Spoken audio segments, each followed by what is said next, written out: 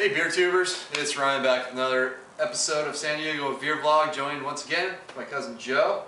Today, as you saw, we're going to take a look at Lost Abbey's Red Barn Ale. This is their Saison / Farmhouse Ale. And Lost Abbey's part of Port Brewing Company, and they're over in San Marcos, California. And we went to the barrel night, and I think we both had a little bit of this. Oh, yeah. It's not a beer I'm very familiar with, actually, but just heard some great things about it, and we're going to take a look at it today.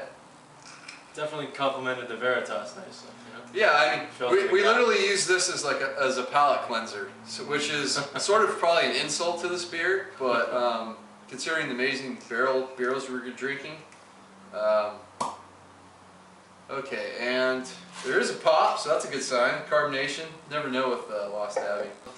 Wow, it's really light golden color. It's clear. You see through it. Very clear, because we didn't dump any of the yeast. It is a bottle conditioned beer. Good amount of carbonation coming off the bottom. Gold, yeah, I mean golden. You got a little more head than I did. Yeah. Let me swirl mine up here. But I mean, it's about a little over a finger head. Real white, a lot of small bubbles. Real like frothy looking. Yeah. And the color looks like a macro lager. It's that golden color. I mean, it looks like a Coors Light or something. Well, maybe not quite as light as Coors Light, but kind of a real macro. So let's get the nose on it. That's a really nice smelling Saison there. That's you get. I mean, the big yeast quality. You get a lot of spice. It's subtle though. It feels hidden, you know. There's a sweetness in there, but almost not like an extreme sweetness. I'm getting maybe like a dried, like not dried fruit, but like a lemon zest character. It's got like that fruitiness in there as well. Citrus, yeah. Yeah, it definitely has a citrus quality, which you do tend to get with some Saisons.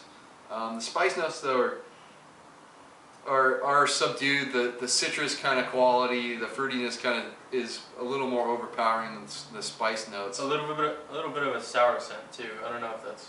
Yeah, well that kind of goes with like that lemony kind of tartness kind of smell you get on there, and of course a ton of breadiness from the yeast and the malts in there. And this one's at 6.7% ABV. So I mean it's about on par what you typically see with the style. So let's dig in. Cheers.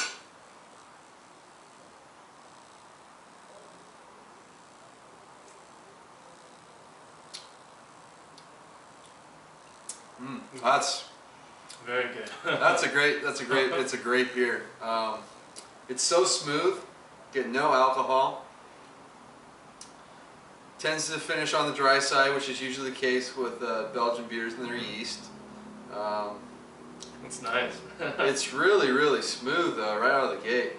For me, up front, it's not an overwhelming carbonation, which is kind of nice because some Belgian style beers, they'll just be so carbonated that when you first drink it, you're like, your tongue's just trying to battle through the carbonation to get the flavors off. And this one thankfully isn't. I mean, I'm still getting carbonation coming up, but it's not completely streaming up like some of them. So thankfully up front, you don't get that extreme carbonation, which is nice.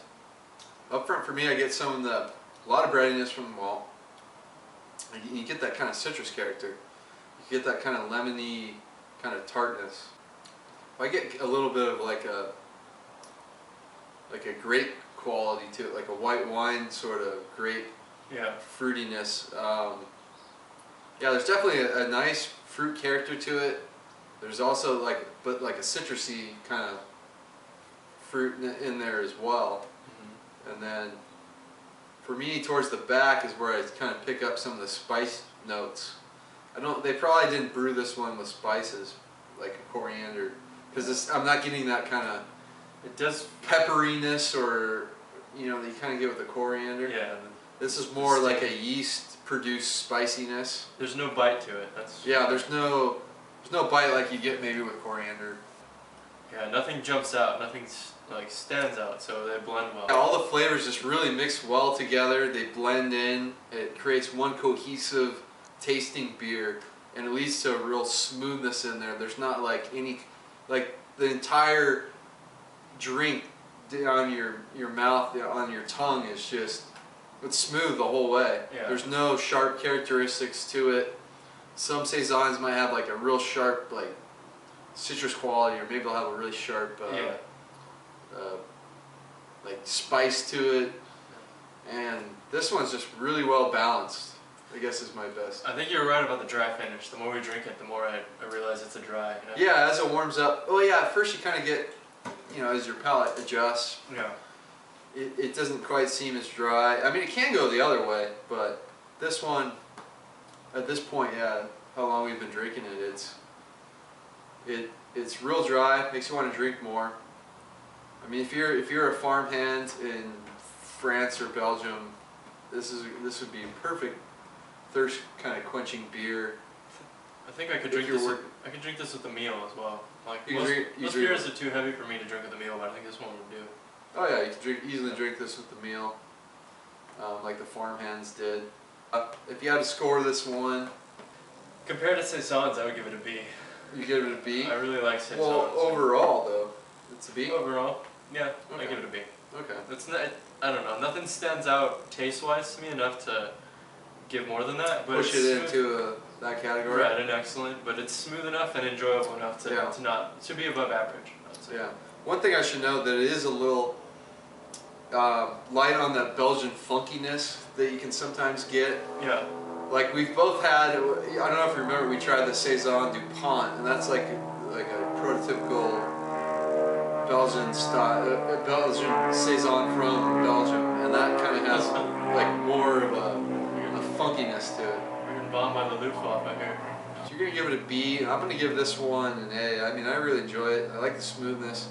It's only just missing that kind of funkiness. There's not a whole lot of that Belgian funky yeast thing going on. It tends to be more on the fruity, spicy side of things. But I mean, it's still an excellent beer for me. So I'm a little less picky than you are when it comes to the Belgian styles. So, but yeah, A for Lost Abbey and their Red Barn Ale.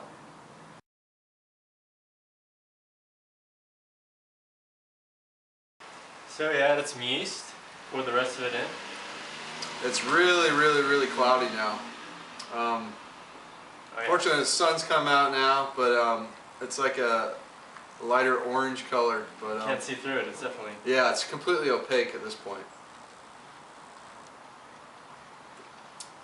As far as the flavor goes, ooh, it brings a little more out, I think. Brings a little more out. A little more like spice from that yeast kind of in there. Yeah. It's warmed up as well. I don't think I was getting as much taste earlier because this is bottle conditioned. Yep. Is it bottle conditioned? Yeah, it's bottle conditioned. But just the fact that it's bottled. So it's re-fermented in the bottle. Right. There is more coming out though right now, you know? Yeah, definitely. Tastes better. But for this bottle, you definitely prefer it on tap to barrel night, which is fine. Much better, yeah. So I mean, if that's, I mean, if you want to give this bottle a B, yeah, I mean that makes sense. Right. But yeah. it's still a great beer though. Yeah. So comment, subscribe. Till next time. Cheers. Cheers.